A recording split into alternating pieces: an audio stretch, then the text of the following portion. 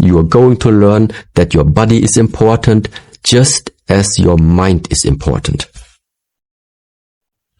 And based on this very basic idea, now it starts.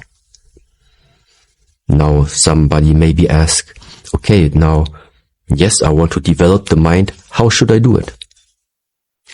And then in the Shaolin Temple, traditionally we are teaching Buddhist teachings, Confucianist teachings, and Taoist teachings. So 3, let's say, teachings aiming in the development of the mind. So you are reading theories, you are reading essays, you are reading different texts, maybe some of them describing the life of one of these persons, meaning Buddha, or maybe Lao Tzu, or maybe Confucius. Yeah. By putting yourself into the skin of those personalities, you maybe or maybe not, get a glimpse of, okay, so this is how they were living. This is the virtues that they inhabited in themselves, why they are behaving in this and that way. These were some type of virtues that they were abiding to, that they kept as a guideline in their daily life. That is like where the theory part, in a way, tries to already offer you something. Offer you something because at the end of the day, it's still up to you to decide whether you take what you have observed there as something that you think is useful for you. Or if you just say, I cannot relate to it, I don't know what it means, so it's not relevant for me. This is like in terms of theoretical aspects. And then at the same time, we have the physical practice, which means it is the Kung Fu training, it is the Tai Chi training, and it's the Qigong training. And practical means because by doing some type of practice, you get answers. Sometimes it's answers you didn't ask, but nevertheless, the important part is that through the practice, there is some type of information and some type of knowledge being transmitted to you along the way of practice that will never ever come in this lifetime if you would only read books. The knowledge from the practical, the knowledge from the theoretical, this afterwards you take. What it means is you have a field of knowledge, you have an area that now, at any time, wherever you are going in this lifetime, you are able to access it. And when are these times to access it? It is times when you are being placed in a situation where you need to take a decision, for example. No matter from which country you're coming from, no matter from which culture somebody is coming from. This whole life is based on the decisions you are taking. Some people take that type of decision, which leads to a consequence. Other people maybe take better decisions, which leads to another consequence. Ultimately, it's about the decisions. But how come sometimes people are confronted with the same situation, but they take completely different approaches, they take completely different decisions? It is because one of them has more or the other one has less access to knowledge, to experience than the other one. So what all of this theoretical learning, practical learning, what all of this is supposed to offer to you is just a whole bandwidth of solutions, which we think is very good to have, walking through this lifetime, not only as a martial artist. It doesn't matter from where you come from.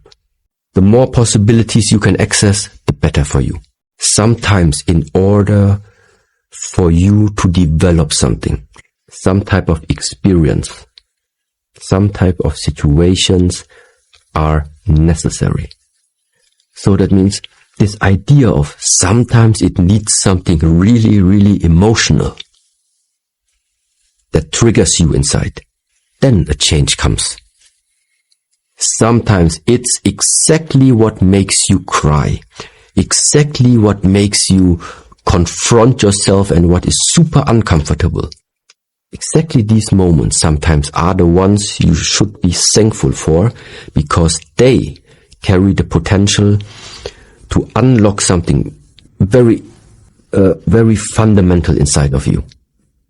Let's say like this, yeah? It is impossible for a human being to walk through this lifetime without making things that the first time they do it directly go right. What I mean is, everybody will do something which will go wrong, no matter in which type of field. But after it went wrong the first time, the question is, how are you going to continue? If you are starting to be wise, intelligent, you are observing the situation. Why did you make it wrong? What was the mistake? What went wrong in it? If you are confronted the second time with the same situation and you make it wrong again, so apparently you didn't learn something. And in the way how Confucius expresses this is, making something wrong the first time is not a mistake. It is your chance to correct it. But making the same situation over and over, wrong again and wrong again, because you're of the unwillingness to learn something from it, that is the mistake.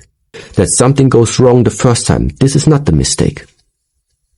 If you don't learn from it, if you don't observe the situation, take the knowledge out in order to make a better outcome for the future. If this is not your trial, if this is not what you're aiming for, then it's a mistake.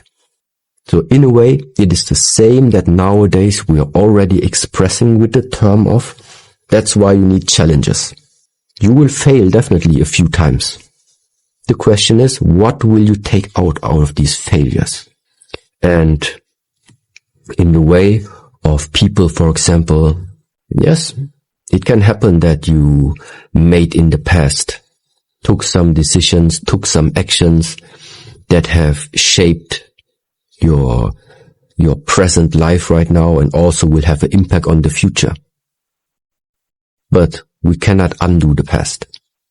Therefore, the question is, what will you take out of this lesson that you have? You did one thing wrong in the past. Now it's following you your whole life long. The first conclusion is, I need to better take care about what I am involving in. Message number 1. Now, some things you cannot undo, yet there is still the possibility to rebalance things. And there are different ways how you can approach it. For example, by doing a lot of charity work. You did wrong to many people in the past. Now, do something good for many people where you are excluded. Let's say, charity work. Invest some of your time to take care of people that they can benefit from your work energy, let's say. These are very practical ways that in our tradition we also sometimes make use of. Charity work, donating. This is where all of this comes from. Yeah. Because it takes something. It takes something from you in order to live this way of life. Everybody talks about letting go of the self, letting go of the illusion of the ego. Yeah, how? For example, like this. Do something that is not for the benefit of yourself. Invest your lifetime, a few hours, a few days, every week, every month, and do something where other people are benefiting from your work. This is what I think is a practical way how that maybe guilt that some people still feel nowadays can be reduced. Before you were taking, now it's time to give. When things are rebalanced, then you can continue on another path again. But before anyone continues, you need to rebalance. You want to know what is spiritual. You don't approach spirituality. You want to know what is spiritual, figure out what is the physical. Then you will get to there. You want to know what is like left? Don't approach left. Figure out what is right. Yeah. And in such way, this is also like something counterintuitive. But that is one of the methods. This is why you want freedom, we want freedom, yes. But how do we live? Structured, rules, walls, all of this. That doesn't look like this would be free. Yes, you want freedom, face the structure, face the hard discipline. Because if inside this hard structured form, you are able to have the freedom, you feel free inside this hard form, that is the freedom. But to always directly approach what you want is the wrong way. Why? Because it is one-sided. Because it is only one-sided. You want success, you directly try to approach success. Yeah, but it's impossible to have this success if you do not know what that failure is before. So now the question is, how do you make this both? How can you have this wide view of incorporating everything that is involved in it? You need to find a way how to always embrace everything that is involved into it. And that's why we say relaxation and tension, they both belong together. That's why there's no way. I need to know both of them. This is not about if you want or not. You need both of them. Of course, we want to have spiritual development, but how do we get there? By figuring out what is at the moment really accessible to me, my body. Because this is nothing about imagining, this is nothing about fantasizing. Your body is something that is available to you 24 hours every day.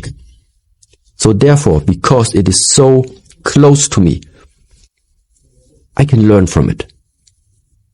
So we go from the physical to the spiritual. And yes, this is where I would say it's one part of what is existing in this type of teachings, yeah. What I know is when people receive some type of knowledge, that knowledge can be very, very powerful. There is knowledge out there that just gives you the ability suddenly to see for yourself what you are capable of. Now the question for me is, if I would like to run any type of system, if I would like to establish some type of structure, I don't want that everybody inside the structure does what he thinks he wants to do. It just would not work. So now the problem is, in the moment where you are receiving some type of knowledge and you for yourself can understand your potential, I think it's not wanted. So based on that, it was unwanted. After some time, that the real knowledge, that the real methods are being shared to too many people, not just in China, but worldwide. I think it's still nowadays like this. There is some type of knowledge people don't want that it's getting out there. Why? Because after you have this type of knowledge, after you practice and develop yourself, you cannot be controlled anymore. You cannot be influenced so easy anymore. Why? Because you see for yourself what you can do and what you can't do. You don't need to listen for anybody to tell you what you are able of and what you are not capable of. This is what it means to bring out the potential of someone. Which potential? The potential to express yourself. If you don't realize that potential inside of yourself, what you can and what you can't, other people will tell you. Other people will put you in that category where they think you would be useful for. Yeah, but this is not what I think is the intention and the purpose of you living this life. I think for all of us, living this life means you have the right, in a way, to self-express yourself as long as you don't harm other people along this way. So this complete knowledge and at the same time the methods that were strengthening, hardening and making your body become a weapon, this combination is deadly for any system. You're a good fighter and you're intelligent and wise. You know what you are mentally and physically capable of, and your body is at the same time strong. It's the worst combination. Nobody can tell you something. So, and this is why it's a big jump right now.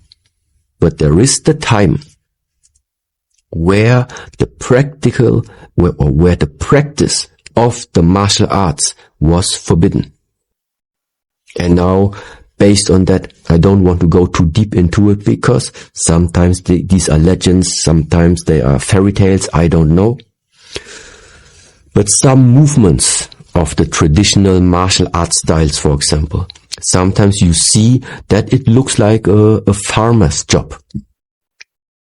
Because it is said that this type of fighting techniques were hidden inside the farmer's job because they couldn't publicly practice their kung fu. They needed to hide their training in, let's say, daily activities where nobody could witness this. I cannot tell you if it's a legend or not. It's out of question that there are practices still existing nowadays that definitely have some similarities.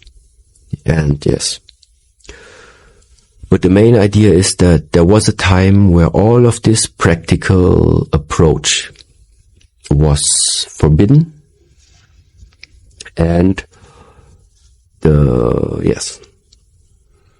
And that was at the same time also the point where I think it happened.